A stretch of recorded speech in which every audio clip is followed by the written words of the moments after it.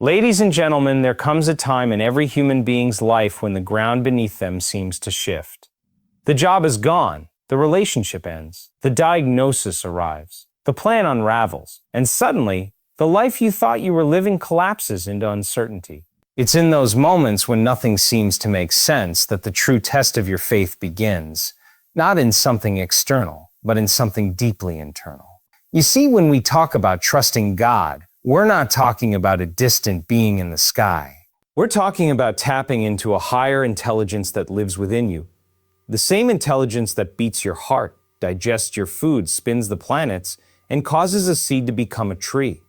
That divine intelligence is not absent from your chaos. It is the container for your chaos. It sees a pattern even when you only see pieces. But the question is, can you trust it? Can you trust God when your rational mind screams for control, when your emotions are hijacked by fear, and your body has memorized pain so well that it forgets how to feel? Let me tell you something powerful. Your body is your unconscious mind. And every time you rehearse your pain, your loss, your fear, you are wiring that reality deeper into your nervous system.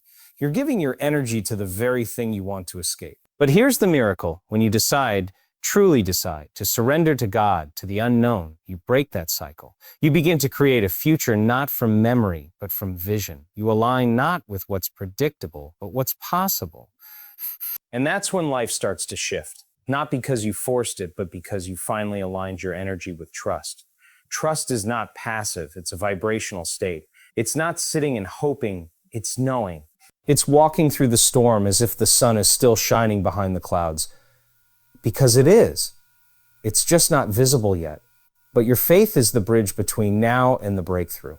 You have to become greater than your environment, greater than your circumstances, greater than your feelings, greater than your past. Because when you transcend the story and tune into the divine presence that always has your highest good in mind, you activate a different chemistry, a different brain, a different body, a different reality. So I challenge you today. Don't just ask God to change your situation. Ask Him to change you into the person who no longer needs to understand everything to trust. Because real transformation happens not when life makes sense, but when we surrender, even when it doesn't. The version of you that can hold joy in the unknown. The version of you that walks in faith before the path appears. The version of you that breathes peace in the middle of chaos. That version of you already exists. Trust God. Let Him lead you to that future. And one day you'll look back and realize what didn't make sense was actually sacred. The mess was the map. The breakdown was the blueprint. And the unknown was where you finally met the divine within. Chaos often precedes transformation. It's one of the paradoxes of growth that many people resist. When life begins to unravel, when the structures we've leaned on begin to crumble, our instinct is to panic, to fix, to control.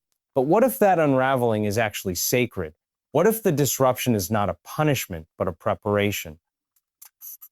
The human brain is wired to seek predictability. It finds comfort in the known, even if the known is dysfunctional. So when chaos enters, our nervous system interprets it as a threat.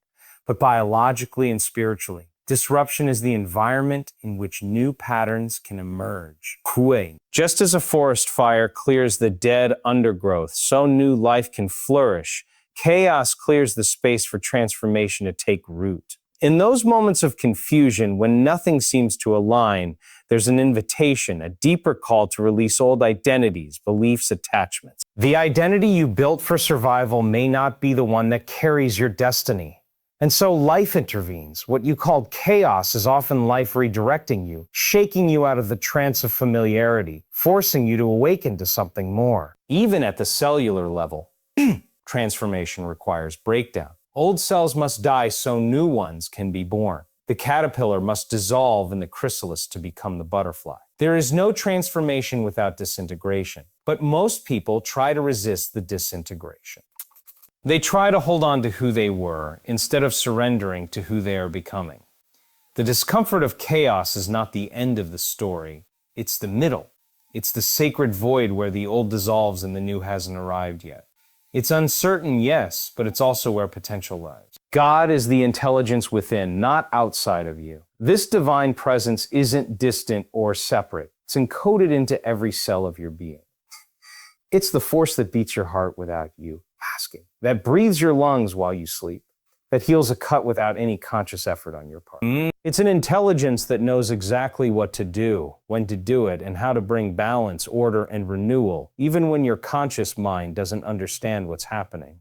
Many people are conditioned to seek God externally, through institutions, through rituals, through authority figures. While those can serve as gateways, they are not the destination. The true experience of the divine begins when you turn inward, when you quiet the noise of the world and tune into the stillness within. In that space, you don't have to try to believe in God. You feel God. You are connected to that intelligence because you were never separate from it to begin with. This divine intelligence doesn't operate on fear or control. It operates on coherence, harmony, love, and expansion. And it's available to you the moment you become present enough to notice it. When you align your heart and mind, when your thoughts, emotions, and actions reflect truth instead of fear, you begin to experience the flow of this intelligence working through you. The more you trust that this intelligence is within you, the more you learn to release the need to figure everything out, the need to manipulate outcomes, the need to force solutions,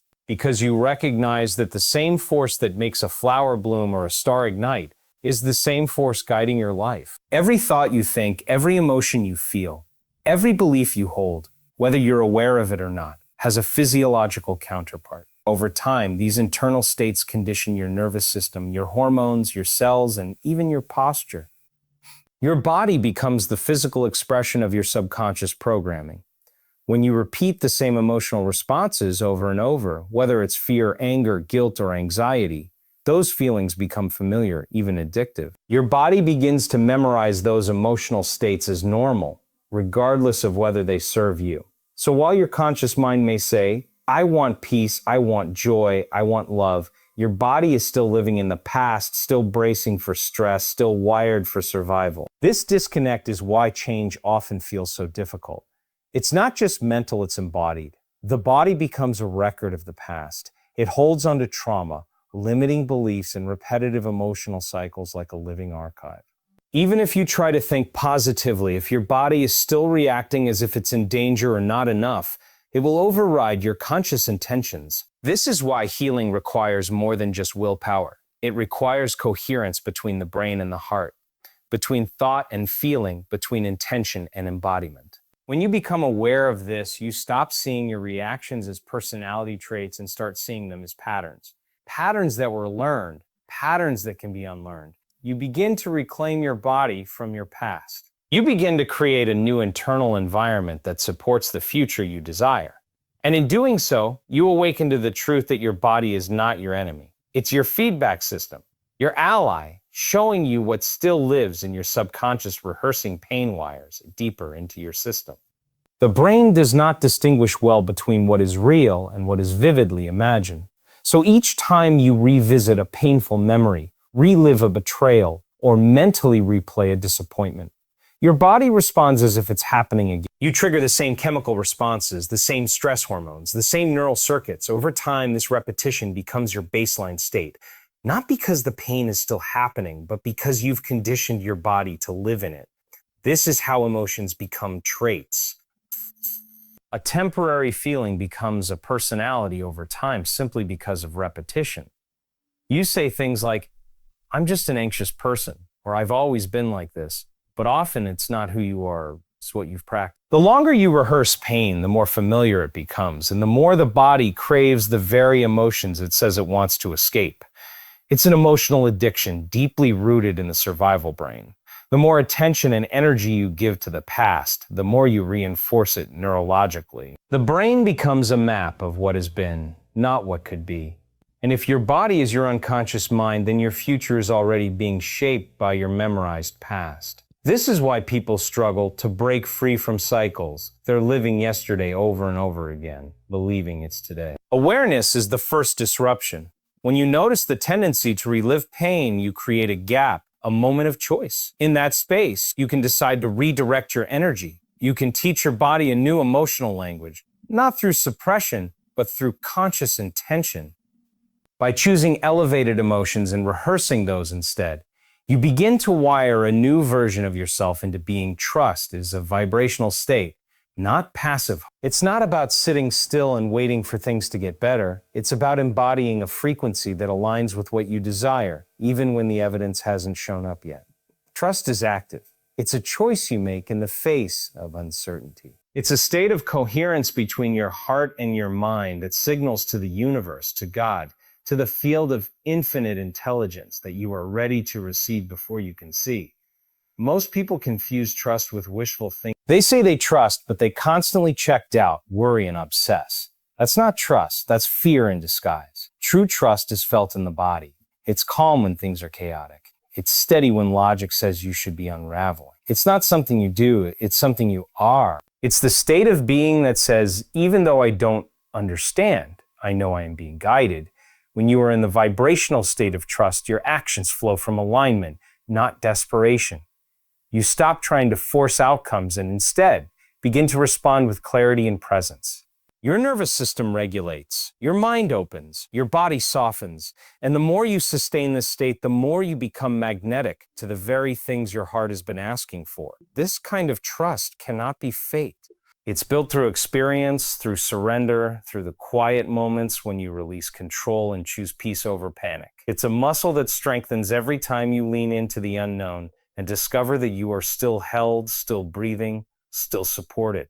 The energy of trust reshapes your inner world, and your outer world eventually follows its lead, surrendering to the unknown activates change. The unknown is the space where creation begins, where possibilities live, and where your next level waits, but most people resist it. They cling to the familiar even when it's painful because at least it's predictable. The unknown, by contrast, feels like a void, uncomfortable, uncontrollable, and without guarantees. Yet it's only in that space of uncertainty that real transformation can occur. You cannot create something new while holding on to what is old. You cannot move forward while gripping the past. Surrender is not weakness, it's wisdom. It's the moment you stop trying to manipulate outcomes and instead allow a greater intelligence to guide the process. It's not about giving up your power, it's about shifting where your power comes from. It moves from ego to essence, from control to connection, from force to flow. When you surrender, you stop needing to have all the answers. You create space for answers to come through you, not just to you. Change requires energy, but the energy for change cannot be accessed while you're in survival mode. As long as you're reacting, overanalyzing, and holding on tightly, you're leaking energy. Surrender closes those leaks. It centers you. It brings you back to the present moment, which is the only place where healing, insight, and creation are possible. Most breakthroughs are not logical. They are energetic. They happen when your state of being shifts. And nothing shifts your state more powerfully than surrendering the need to know and embracing the mystery of what could be. When you do that, your nervous system relaxes, your heart opens, your mind quiets, and your body becomes a vessel for something new. You stop living from the old blueprint and start aligning with a future that is not yet seen, but already sensed. Create your future from vision, not memory. Most people are living out a predictable life, not because they lack potential, but because they are continuously referencing the past. They make decisions based on what has happened, who they've been, and what didn't work. Their future becomes nothing more than an extension of old habits, familiar emotions, and recycled beliefs. But transformation requires that you break that cycle. You cannot step into a new future while dragging your past into it. Vision is the language of the soul. It pulls you forward, beyond logic, beyond limitations, beyond the evidence of your current circumstances. When you create from vision, you begin to define your reality not by what is, but by what could be. You begin to train your brain and body to emotionally experience a future that has not yet happened. And in doing so, you change your energetic signature in the present moment. This is the essence of becoming a creator rather than a reactor. Memory is useful for learning, but not for leading. When your identity is rooted in what you've been through, you become bound to it. Your thoughts stay the same. Your feelings stay the same. Your feelings stay the same. And because your inner world hasn't changed, your external reality repeats. But when you shift your focus from memory to vision, you begin to step into the unknown with intent. You plant seeds in the field of potential and allow your energy to call in experiences that match the frequency of your desired future. This isn't about fantasy or escapism. It's about embodiment. It's about thinking greater than your current environment, feeling greater than your past triggers, and acting as if your future is already unfolding. That level of alignment sends a clear signal to life, and life always responds to who you are. Being faith is the bridge between now and the breakthrough. It's what carries you through the space between intention and manifestation, between planting the seed and seeing the harvest. In that space, things are often quiet. Results aren't immediate. Circumstances may appear unchanged. This is where most people give up, not because change is impossible, but because they let go of faith too soon. Faith is what allows you to stay aligned with what you know deep down, even when your senses haven't caught up yet. Faith is not just belief. It's a state of being. It's the emotional and energetic posture that says, I trust what I've asked for is already on its way. It's walking as if the door is going to open, even when all you see is a wall. It's thanking life for the breakthrough before it arrives, because energetically you've already received it. When you live from that space, your body no longer responds with stress, doubt, or fear. It begins to relax into trust, and from that place it can begin to heal, recalibrate, and create the bridge of faith. Doesn't require you to see the full path. It requires you to take the next step, and then the next. It's a moment-by-moment decision to remain connected to the version of you who already exists on the other side of the transformation. That version of you isn't waiting to be found, it's waiting to be embodied. And every time you choose faith over fear, trust over control, vision over memory, you bring that version closer into form. What makes faith powerful is not just that it moves mountains, but that it transforms the person who carries it. It strengthens your inner world, stretches your capacity to receive, and synchronizes your life with a wisdom that sees far beyond what the eyes can perceive. Transformation begins when you transcend your environment. Most people are shaped by their circumstances. They are defined by their jobs, relationships, past experiences, and even the opinions of others. Their sense of self is deeply tied to the external world. And as a result, they often feel powerless to change because they believe they are at the mercy of what is around them. But true personal transformation doesn't happen by changing your surroundings. It happens by changing your internal environment first. When you transcend your environment, you stop letting your current reality dictate who you are. You no longer react to the conditions around you. Instead, you rise above them. You begin to consciously choose the thoughts, emotions, and beliefs that will create your new reality. You become aware that your inner world, your thoughts, feelings, and energy is more powerful than your external circumstance. As you change internally, your outer world begins to shift accordingly. This is the work of creation. It's realizing that you have the power to define your reality, not by what's currently happening in your life, but by who you are becoming in the process. The moment you stop identifying with the problems, limitations, and fears of your environment, you free yourself to explore new possibilities. You release the old story and begin to write a new one. You shift from being a victim of circumstances to being the creator of your experiences. The more you transcend your environment, the more you become a magnet for new opportunities, new people, and new experiences. You start attracting the energy and situations that match the person you are becoming, not the person you used to be. This is the power of moving beyond your environment. It's not just about changing what's around you. It's about becoming someone who operates at a higher frequency, where new experiences can unfold naturally. The mess is often the map to your higher self. Life has a way of throwing chaos, confusion, and challenges into our path, and it's easy to view these moments as obstacles, as disruptions that need to be avoided or quickly fixed. But what if the mess isn't a mistake? What if it's exactly what you need to break free from who you were, so you can step into who you are meant to be? The very things that seem to derail you often contain the key to your growth, to your evolution, and to the next chapter of your life. The mess represents the fertile soil of transformation. It's in the messy, uncomfortable moments that the deepest shifts occur. When everything falls apart, it creates space for something new to emerge. What you see as a setback may be the universe's way of rearranging things so you can see opportunities you've never noticed before. It's a recalibration. It's the unraveling of old patterns, old beliefs, and old attachments that no longer serve you. And in that space of unraveling, you can begin to see the path forward more clearly. Sometimes it's only after you've walked through the mess that you realize it was the very experience that was shaping you for something greater. It's like a sculptor chipping away at a block of stone. The more he removes, the clearer the form underneath becomes. The mess is just the chiseling process necessary, even if it feels uncomfortable at the time. When you understand that the mess is a map, you begin to see the meaning behind the challenges. You realize that each twist, each turn, each moment of difficulty is part of the bigger picture.